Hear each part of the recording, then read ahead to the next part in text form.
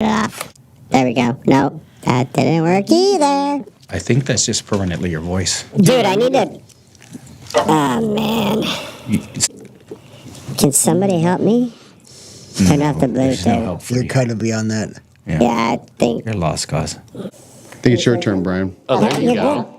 Oh, boy.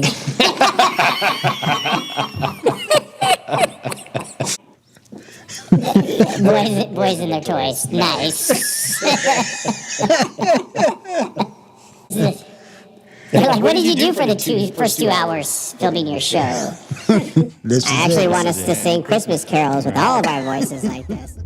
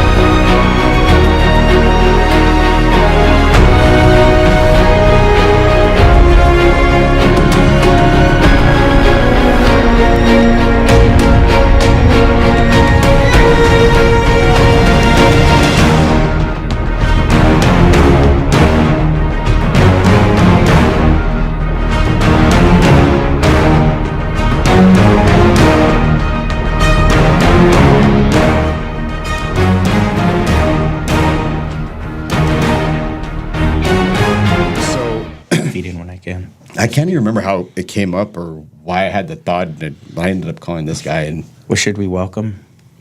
oh yeah, Yeah. You'll just. Well, I didn't know they were there. I mean, I didn't even hear him come in. Hi, how are you? Hi, everybody. Welcome to the circle. The Welcome third to the episode. circle. Yeah, it's number 3.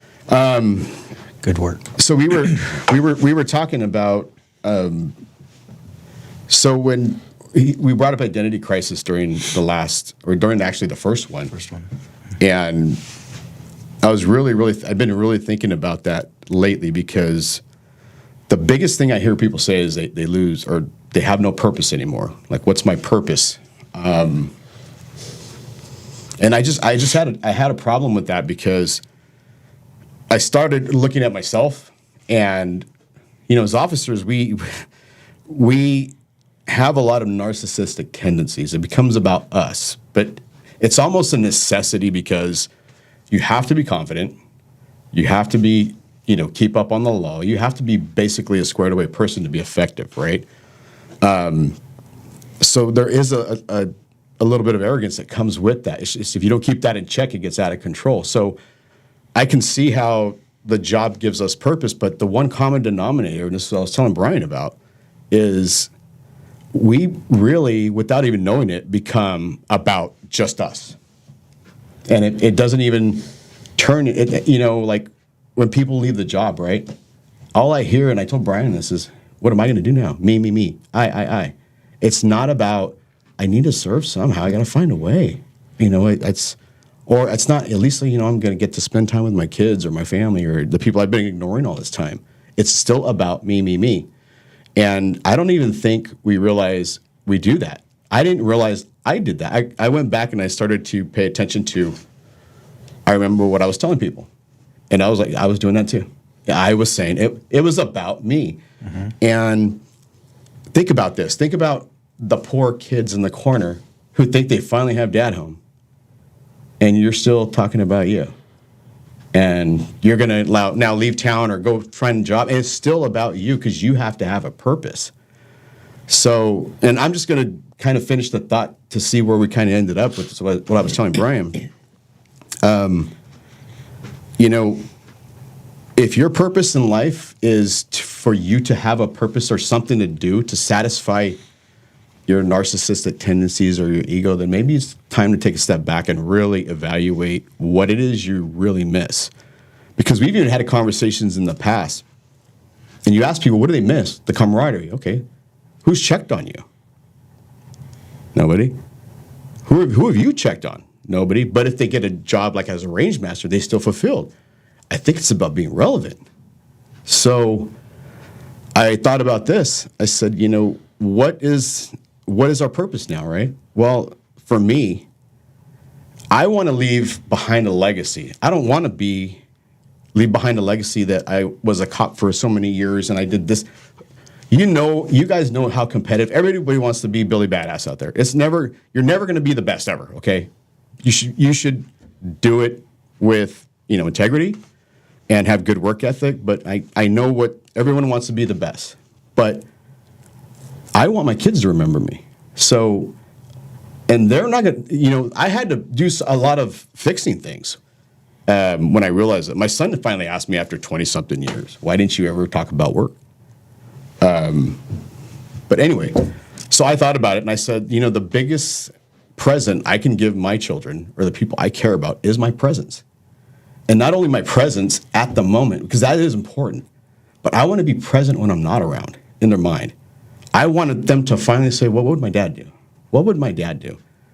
And I bet you there's a handful of people out there who don't even think about that, don't even acknowledge it. And I thought about that too, because how many times has somebody been telling you by their actions, I love you, and we walk right by it like it doesn't exist? That shirt's folded, your clothes are washed, your food's made, and we just grab it like it's expected, So that's kind of where the thought started. I mean, what are your thoughts on that? So I still have little issues with that word narcissism because I think it's overplayed. It's not disagreeing with you. It's just, I think, a lot of times you hear when it comes to physicians and stuff, there's a God complex that they get because they have life and death in their hands all the time.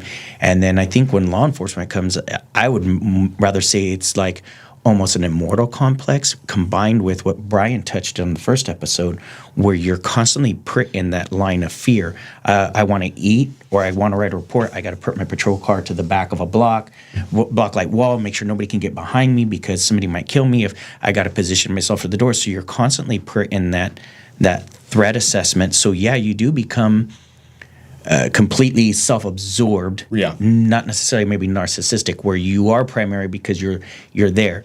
And I do feel then it gets carried over because when you go home, you can't turn it off. It's that symbiote that you describe. You've become that. This uniform is stuck to me. It doesn't matter whether I take it on or off. You're trained and you're spending more of your time when you're working 410s and then getting pulled in on a couple other shifts, plus then you're getting held over every day. You're spending more life being, the T-1000 than you are being the dad at home. So shutting that off and being able to separate those two things, I think we do a disservice that we're not training people in the academy how to do that, how to transition. When I noticed my youngest was having trouble with transitions between divorce, going from one house to the next, it was always rough that day. You always knew it was going to be rough. So then we started taking plans of how to do a more transition when she's going from her mom's house to my house and vice versa, giving her more time, giving her warnings. Well, we don't get the warning, and we're not even taught to think that way, right? Because we had said last time, if you're having issues, everybody backs, well, no, we can't talk about that, right? So, you know what I mean? I think there is something that can be done with that. From my perspective, that, there were times where it's like, I want to spend time with my family, but then you are thinking about work. You can't. It's constantly in those. If you're a computer, and those back windows constantly running in the playground in the back, so you're not fully there. And I agree with you 100%. But is it narcissism, or is it because that's what happens? Well, if I said if I meant to say narcissistic tendencies, because to be a true narcissist, you lack empathy or sympathy. Yeah. So I meant tendencies. If I didn't clarify that, and here's the problem. Why I also brought it up, and I'm guilty of this too. And I think Brian said it too, and one other person I think called Ralph, and I said, hey, when did you ever not want to go somewhere? And you use the fact that self-importance that, because people are forced to respect what we do, including our family. Mm-hmm. It's public service. I was working all night. I'm tired. I dealt with bad guys. Mm-hmm. And you're like, oh, I can't go because I have to work, or I'm on call, or I'm really tired. I worked late last night. And what do? Okay, I understand. Mm-hmm. Have we ever used that when it was not true? And I have. I'll be honest, I have. And I felt like a kind of like a douche.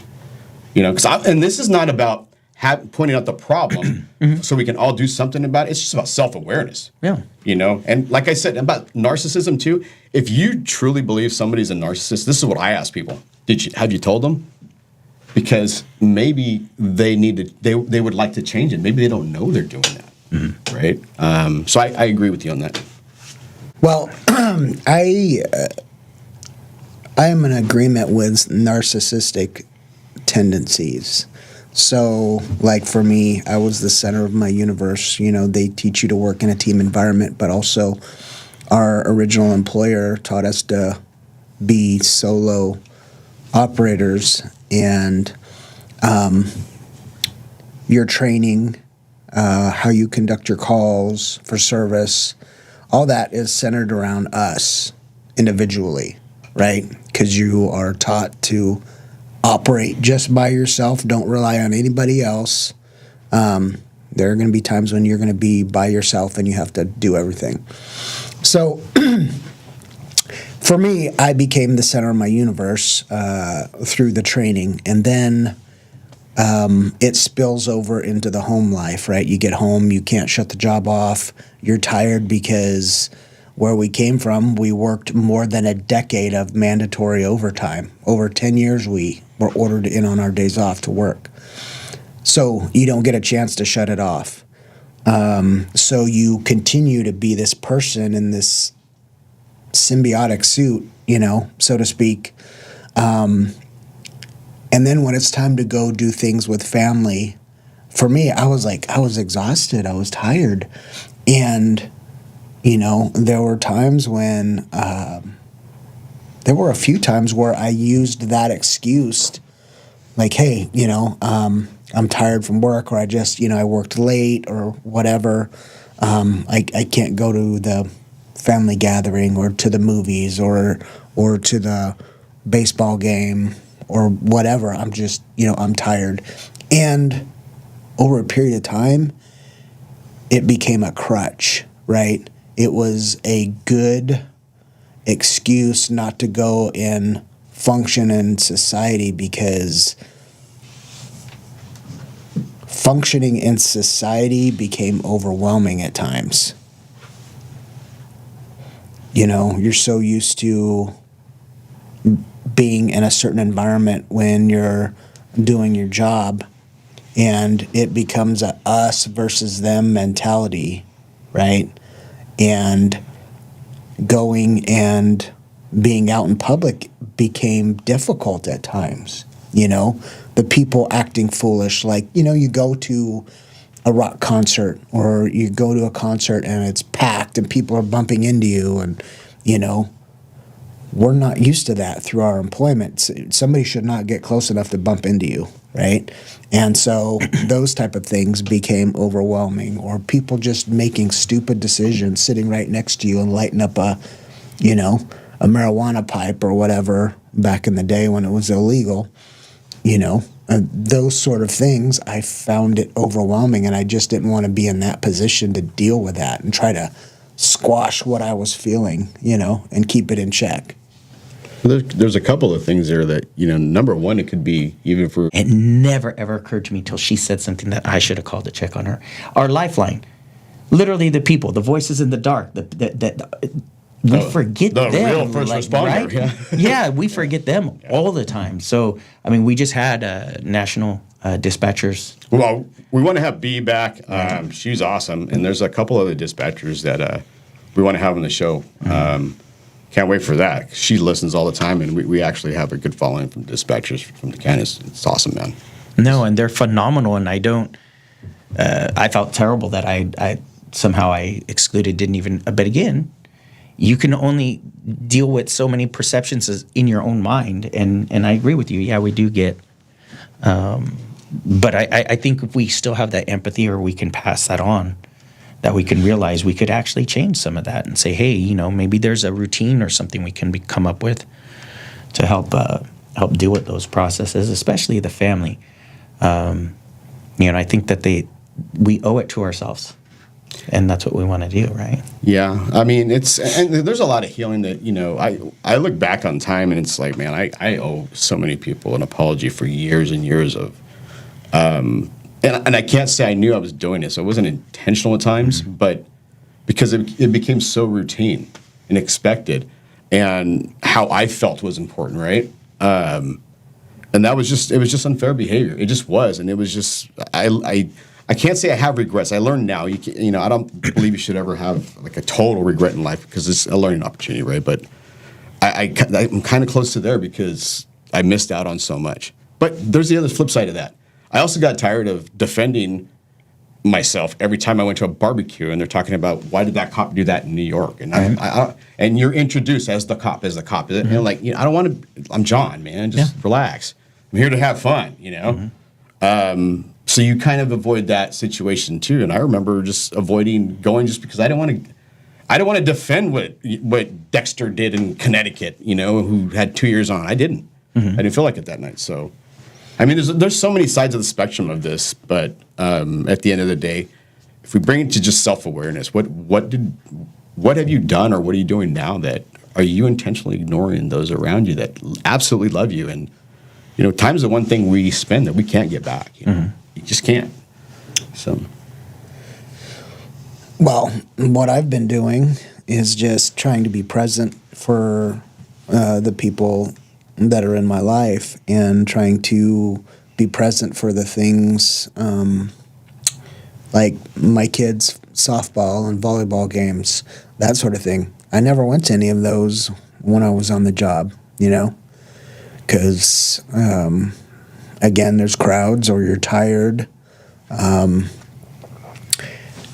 Or sometimes you would get, you know, mad at the ref for calling a stupid call. Like, come on, ref, are you kidding? You need my glasses, you know? my brother's an umpire, man. So, yeah, poor guy. Hey, Jamie, sorry, bro. He threw you down. He said he didn't like being thrown down as a cop, but he's like, he's an umpire. Okay, so Jamie, why is it that He's got too much power. I've seen that guy kick, like, people out. Like, they listen to him, man. The cops will come, they don't care. Right. But if Jamie gets mad, they're like, all right, calm down, dude. They're going to kick us all out. they'll shut the game down? Yeah. So, you know, now that the job's gone and I realize what is important, most important in life, and that's family. And so I've really been focused on that. And sometimes it's been work, you know, coming out of my comfort zone, right?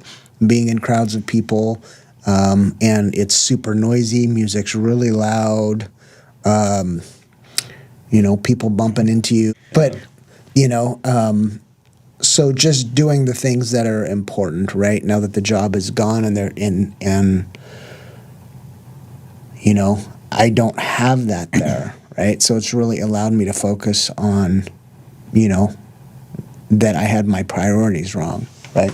I'm loving it. See, and you're using all the correct words. Allowed me to, and I'll be honest, I'm going to back that up 100%. Since he started, really looking at everything, he's been 100% into his kids, man. Mm-hmm. Half the time he can't do the shit I ask him to because he's got to go pick up his daughter or something, and it's like, man, she wins again. I just picture you like Hulk, man. You grab a wrench and snap the. Oh, sorry. Get another. I put like a breaker bar on it and stuff to get more power behind it, and something's gonna give when you got bolts that are rusted shut. something's, something. Maybe you could play with the segue on this. So a wrench, right? It's a wrench. It's old. It's passed down generations, kind of like our family, right? We just mentioned how we've caused this friction and we've broken things. I actually went back and sat my kids down, and I've talked to them in a group and then individually. And it's so weird that even yesterday I sent them this video where it's about me apologizing for the things that I did, for the ability to say, I only had so many tools on my tool belt, and some of them were not as functional. That's all I had left. So I did what I could at the time, and I went and I said, I apologize for not being the dad I should have been, or not knowing enough, or not doing this. I said, and I hope from my experiences, my failures, and my heartache and my pain that you learn, but also from my successes, and if anything, the fact that I have that persistent perseverance to continue to go through, because that perseverance means in the face of adversity. And there was a saying this guy said, he says, life is about, a set of circumstances. When you hear the word circumstances, it doesn't say they're good or bad. Nope. They can come from adversity and everything else, but what you do with it, right? The other saying is, what is it? Life is 90% of, or 10% of what happens to you, but 90% of how you deal with it and what you do with those things. So in the face of adversity, I want them to succeed. And I said, I want you each to do better than me. Don't say, oh, my dad's been divorced 3 times, I'm going to fail. No, you're going to do something better. You're you, and you do you.